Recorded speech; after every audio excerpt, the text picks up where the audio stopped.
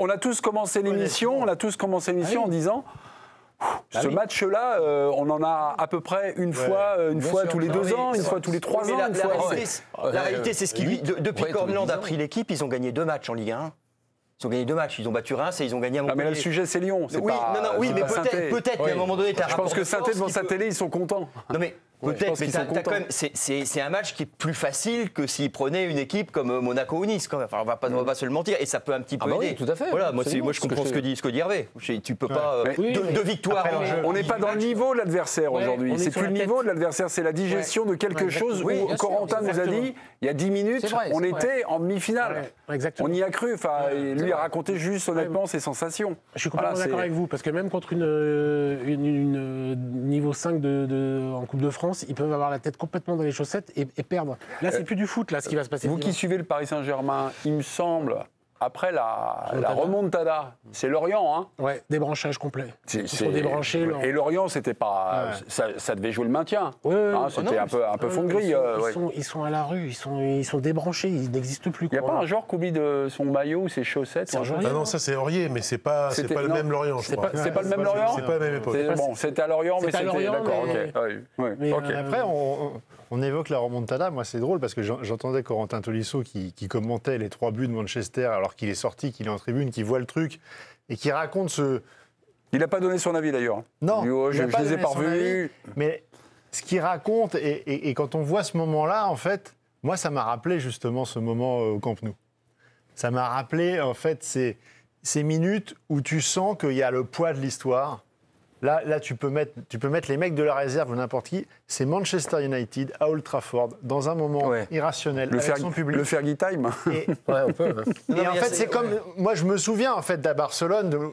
Tu le sais en fait que ça va se terminer comme ça. Tu le sais. C'est inexorable. C'est une fausse croyance. C'est inexorable. C'est une fausse croyance. Non, parce qu'il y a quelques clubs comme ça qui ont marqué l'histoire.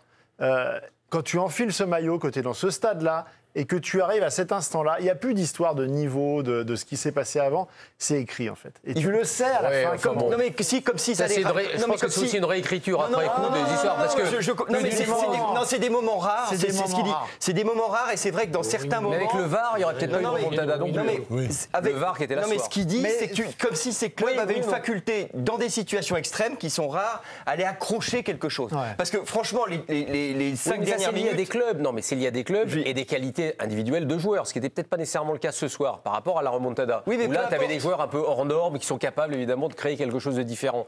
Mais moi, penser par nature que parce que tu portais le maillot, on l'a dit pour le Real Madrid récemment, on dit comme c'est le Real, on ne sait jamais. Non, mais quand les conditions, c'est-à-dire c'est quelque chose de très rare. Voilà, c'est rare. Justement, on a dévoyé la notion de remontada en disant le Real, ils vont faire. Comment on peut imaginer ? Il faut que tu sois emmené par quelque chose. Oui, mais là, ça pouvait. Oui, mais là, sur le Real, tu pouvais dire qu'à partir du moment où le pénalty est arrêté, tu as une sorte de condition, à un moment, tu dis, ça y est, on y est. Mais non, on est dans le moment où il se passe quelque chose. Parce que tu as un écart stratosphérique. Là, c'est quand même à peu près à touche-touche. Et dans ces moments-là, qui passe l'épaule ? Moi, je crois que je comprends. La frappe de Maïno, qui est quand même pas le plus grand technique, elle est au fond dans ces moments-là. Maguire, il est là où il faut qu'il soit. Et le joueur, il y a une espèce de truc. C'est plus lié à la qualité des joueurs, à la qualité de la gestion de ces moments-là, plutôt qu'une espèce de destin qui viendrait s'abattre sur le match, à mon avis. C'est pas que aussi le fait qu'ils sont à 10 depuis 40 minutes. En plus, voilà, il y a plein d'éléments. Ils sont un peu cramés. C'est un millefeuille d'éléments. Il reste un quart d'heure, on a l'impression. Oui, mais t'abandonnes le ballon parce que il y a quelque chose. Moi, parce que t'es cuit. Greg, t'es à 10, hein. Il te manque je ne sais pas si on va faire le MVP, mais il te manque un de tes MVP du match. Il n'y a pas que ça. Un match incroyable. Il n'y a pas que ça. Qu'est-ce qui pousse Maguire là, qui est quand même pas le joueur le plus fort ? Qu'est-ce qui pousse ? Oui, mais qui le pousse devant, c'est logique. Maguire, dernière minute, c'est le meilleur joueur de tête quasiment de l'équipe. Qu'est-ce qu'il fait ? Il tente de se poser là où on l'a. Il est le seul joueur de Manchester à la surface à ce moment-là. Mais parce que là, il vient quasiment avant-centre. Comme de la même manière que Kéké après monte sur la dernière action. Et on est en prolongation. Il peut regarder derrière et peut-être qu'il sent un truc. Moi, il y a quelque chose qui me. C'est-à-dire qu'en fait, quand on parle de ça, il y a Manchester, mais il y a aussi les Lyonnais. C'est-à-dire, ce que je veux dire, c'est que j'englobe l'adversaire qui, à un moment donné, est écrasé par quelque chose. C'est-à-dire qu'ils le sentent aussi, je pense. Ils le sentent à partir du moment où ça revient à 4-3, puis à 4-4. Ils ont peur. Quelque part, le cinquième... T'es à Old Trafford, c'est Manchester, ils sont revenus à 4-4, ils vont te le mettre, le 5e, et tu le prends. Mais alors, comment t'expliques, Philippe, qu'à Villa Park, le PSG n'est pas sombré ici? Parce qu'à un moment donné, tout était réuni pour revivre un non, nouveau parce que Villa, c'est pas. Et alors, le match était devenu irrationnel, ils ont marqué 2 buts. Oui, mais c'est. S'il met la tête, s'il met sa tête, quand Pardon, mais ça passe à. Bien sûr, ça passe à ça. Moi, j'ai vu les mecs quand ils vont défiler leur vie. Moi, j'ai vu défiler toutes les mauvaises soirées du PSG. Remontada, Manchester. Je me suis dit, parce que ils sont partis. Non, mais pourquoi si les moments étaient comme ça? Parce que t'es à la 60e. Et puis t'es pas dans l'irrationnel. C'est pire. Quand je te parle des 3 minutes de dingue, la remontada, ça se passe dans le temps additionnel, c'est à la fin, c'est fini, tu sens que tu es au bout de quelque chose. Et là, c'est pareil, tu es dans les derniers instants. Donc, tu dois. En fait, ils pérennisent ce moment parce qu'ils savent que derrière, c'est terminé. J'ai des petits commentaires parce que Corentin Tolisso a la gentillesse de faire son boulot, d'expliquer, d'essayer de nous donner 2-3 petites choses, des éléments, des sensations, des sentiments. Et elle dit on va apprendre de ça. Il dit est-ce qu'on va apprendre... Non, mais... Ça, c'est des phrases toutes faites. Ça, c'est des phrases toutes faites. Je suis tombé dedans. Comme quoi il a dit quand même ça, attendez, on va travailler. Vous, les gars du Paris Saint-Germain, est-ce que vous avez eu un moment croisé un peu plus tard des joueurs du PSG qui avaient vécu cette remontada? Est-ce que vous avez eu l'occasion de leur en parler? Comment ils l'avaient digéré? Est-ce que c'était toujours là? Parce que parfois, on fait des choses, quand je lis des articles et tout ça, on y fait référence et tout ça. Mais c'est un sport collectif, mais on aime bien se défausser. Et tous ceux que j'ai croisés se défaussaient sur Unai Emery, sur la fébrilité qu'il avait dégagée. Je vous dis ce qu'ils bien sûr. Ils disaient tous dans le vestiaire. Il nous a transmis sa peur. Voilà. Non, mais ça pourrait exister. Là, franchement, c'est pas. Et vous leur avez pas dit, non, franchement, tu t'exagères. J'écoute, moi, mais j'étais pas, moi. Donc j'écoute. Mais c'est que si on n'apprend pas de ces instants-là, on est fragilisé à vie par ces instants-là. Mais on peut. Moi, je pense que Marquinhos, il est fragilisé à vie par la remontada et parce qu'il a vécu aussi avec le Brésil, tout ça est un enchaînement. Et moi, à Villa Park, j'ai revu le Marquinhos, c'est comme tu disais, c'est le fantôme, il était là. C'est-à-dire le mec qui se dit, il sait qu'il faut qu'il colle à ses milieux pour retrouver, mais c'est pas possible, il n'y arrive pas, et donc il emmène tout le monde avec lui. Vous avez fait une référence, mais je l'ai précisé, 2014, c'est la demi-finale de la Coupe du Monde contre l'Allemagne, 7-1 et tout ça. Il joue pas. Le traumatisme. Il joue pas Marquinhos. Il joue pas Marquinhos. Non, c'est Silva suspendu, Neymar blessé. Non, mais c'est Dante qui va avec. T'as pas David Luiz? David Luiz, mais c'est pas Marquinhos. Ah oui. 3 buts en 7 minutes, la remontada. Ça, c'est... 3 buts en 7 minutes 05 ce soir. C'est à 5 secondes, c'est à 5 secondes près la remontada. Philippe, c'était à 5 secondes. C'est pas ça, mais c'est à 5 secondes. Là, c'est du Tolisso, qui a dit on était meilleurs qu'eux. Oui, ça franchement, c'est quand même une impression pendant la première heure de jeu, mais sur l'ensemble. Sur la première heure de jeu, pas du tout. Franchement, le Garnacho, c'est vraiment la première bascule, parce qu'il y a 3 bascules dans le match. Garnacho qui rate son face-à-face, alors que vraiment, il peut faire bien mieux. Il peut notamment la placer à terre. J'en ai vu une autre, moi, une balle de 3-0 aussi. Mais celle-là est éclatante. Celle-là, c'est éclatante. Effectivement. Celle-là est lisible tout de suite. Derrière, il y a la réduction du score de Tolisso. Et effectivement, comme il le dit très bien, son rouge, même si on n'en a pas conscience tout de suite, on voit bien que à la longue, ça finit par se payer extrêmement. 50e minute, c'est la balle de 3-0 de Garnacho. J'ai noté à 59e. Balle de 3-0, c'est Dorgu, deuxième poteau. Oui. Cherki regarde l'action 30 mètres, sans suivre le Danois. Et après, il se plaint qu'il a mal aux jambes. Il n'avait pas couru. Bon, voilà. Je suis taquin avec... mais je comprends sa frustration par rapport à ça. Une déclaration de Paulo Fonseca en conférence de presse, on est un petit peu partout. Virginie, à vous de jouer. C'est à Canal+, c'était pas en conférence de presse, c'est difficile à expliquer. Non mais c'est au diffuseur quoi. Il y a un mélange d'émotions, on a fait de grandes choses. Je suis très content des joueurs, mais je pense que nous avons pensé que le résultat était fait. Il nous a manqué de l'énergie mentale et de l'équilibre émotionnel. On peut parce que quand même, t'es à 10, donc t'es réduit à 10, donc tu te dis il y a une prolongation qui arrive, je vais prendre les rafales. Je me mets à leur place, parce qu'en plus, et là tu mènes 4-2. Je pense que c'est pas le sens du début de la prolongation. Non, cette première partie de la prolongation, franchement. Oui, mais t'as l'impression qu'ils prennent confiance quand ils mettent le nez à la fenêtre, ça passe. T'as l'impression parce qu'ils suivent l'action notamment sur le 3e but. Et Manchester ne fait plus rien. Et Manchester ne fait plus rien, donc ils étaient quand même fondés. Moi, je vais pas dire, devant ma télé, je me suis dit c'est bâché. en face, ils sont ectoplasmiques. Voilà. Mais il fête bizarrement ce 4e but, encore une fois. Voilà. Il le fête comme si c'était la dernière seconde, c'est déjà qualifié.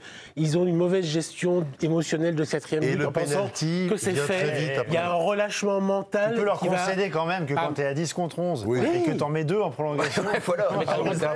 T'as un tout petit peu envie quand même. Il y a un curseur et ils sont allés trop loin. Le carton rouge de Tolisso, 89 minutes, est-il injuste? Alors, je vous explique parce qu'on n'a pas eu le temps de le voir, parce que 5 buts en... Enfin, 5 buts, combien 9 buts en 30 secondes. Ouais, c'est mon côté dyslexique. Tolisso, 89e minute, 2e jaune. Alors, je trouve que... Moi, je trouve que c'est dur. Non, moi non. Non. Ils sont en train de courir. Ils courent. Je ne sais même pas si c'est lui qui touche en premier. Je vais vous dire, en Coupe d'Europe, c'est carton jaune tous les jours. Je ne fais pas exprès, je l'incrimine pas. Non, mais en Coupe d'Europe, parce qu'il annule une occasion. Il annule une occasion. Ouais, mais on ne sait pas qui touche. Et ben en Coupe d'Europe, ils vont mettre tous les jours le jaune sur un coup comme ça. Toi, tu sais qui. Mais si, parce que le mec prend le. S'il annule, c'est un rouge, hein. Non, c'est un deuxième parce jaune. Parce que c'est une demi-occasion, le mec prend le demi-occasion. Bon, écoutez, si vous savez mieux arbitrer que l'arbitre, c'est très bien. Vous êtes non, mais on a le droit, sans être arbitre, on a le droit aussi d'avoir des avis sur l'arbitrage. Les arbitres. Alors, on ne peut rien dire contre les entraîneurs. Les coachs connaissent un peu mieux le ballon que. Non, mais ça veut dire qu'alors, comme il est joueur, on ne peut pas non plus dire un truc parce qu'on n'est pas joueur. Non, mais à un moment, tu peux avoir l'analyse et le recul nécessaire pour te rendre compte qu'à un moment, ils sont à tous dans une course, que l'arbitre, s'il a un peu de psychologie, à mon avis, il se rend bien compte qu'il ne s'est pas passé grand-chose, mais il estime qu'il y a faute. Il n'a pas de carton. Non, mais il met pas de carton. On ne pas d'avoir de la psychologie. Il annule. Chers téléspectateurs, chez vous, que fait la VAR? Ben oui, mais la VAR, il y a un petit problème, puisque la VAR ne peut réarbitrer que sur le rouge. Qu'en cas d'un rouge direct. Il y a 4 cas. Et pas d'un deuxième jaune qui fait rouge. Donc la VAR, voilà, on ne peut pas demander à l'arbitre, qui est en l'occurrence le Suisse, M. Sandro Scherer, d'aller regarder son petit écran pour dire... Mais il aurait pu prendre son temps. Il aurait pu siffler la faute et prendre son temps, se calmer, comprendre les choses. Il y avait déjà Tolisso était resté à terre parce qu'il savait qu'il avait fait une faute, une grosse faute. Exactement. Et il était déjà dans le jeu orangé. Il était resté à terre parce il a de l'expérience. Il sait que s'il reste un peu à terre, l'arbitre va aller bon. Donc c'était déjà tangent. Donc après, il savait qu'il allait dégainer au moindre truc. Mais là où je suis pas d'accord avec Greg, c'est que moi je ne sais pas qui touche qui. Et je pense que c'est pas exclu que ça soit pas le. Il y a un contact. Non, il est derrière. C'est le Ah oui, il est derrière. Le mec est devant lui. Donc derrière, c'est jaune. Donc derrière, c'est jaune. Il annule, pas une occasion, mais il annule une situation. Je vous jure qu'en Coupe d'Europe, c'est difficile. Mais est-ce que c'est peut-être un Mancunien qui le touche? Oui, non, mais elle est involontaire. Là, je vous rejoins. Elle est involontaire. Donc si tu rentres dans la psychologie, tout ça, effectivement. Mais c'est pas de la psychologie, c'est de la description. Mais non, mais le mec, il coupe une action, qu'il le fait exprès ou pas. Les pénaltys, souvent, il y a pénalty, le mec, il fait pas exprès. Je me demande si c'est lui qui lui tape dans la jambe. Il est devant. Et donc. Parce que ses jambes à lui, mais non, mais parce qu'il peut. Ses jambes, elles se soulèvent. Il aurait pu, dans certaines situations, le faire exprès et chasser un peu le mec. Non, mais moi, ça me choque. Dans certaines situations, d'accord. Enfin bon, donc c'est sévère. Corentin nous dit, à 11 contre 11, on passe. Ouais, mais ça c'est pas. Oui. Ah oui, parce que déjà 10 contre 11, mais tu réécris le truc. Mais oui, mais ça c'est de la réécriture. Ils jouent pas de la même manière. Manchester joue pas de la même manière. On sait jamais. Est-ce qu'ils mènent 4-2 à 11 contre 11? Et même quand il dit on était meilleurs, vous trouvez que sur les deux matchs, donc Lyon a été meilleur que Manchester? Pas moi. Non, pas fatalement. Pas moi. Pas fatalement. Ils n'ont pas été meilleurs. Ils n'ont pas été plus mauvais. Exactement, c'est deux équipes qui étaient à peu près à même niveau, pas touche, voilà, c'est ça. Mais donc il y avait pas. Mais lui, c'est normal quand il sort de ça. Il a cette sensation-là, parce qu'à 10 contre 11, il menait. Il y a un truc là qui me saute à la tronche comme un chat enragé. Défenseur central. Ah oui, je te vois. Il y a un truc vraiment. Ça n'a rien à voir, mais c'est même un match, c'est le match des matchs, c'est le match mythique. Mais quand je vois Lacazette fêter son but, le 4e, de manière incroyable, il a raison de le faire.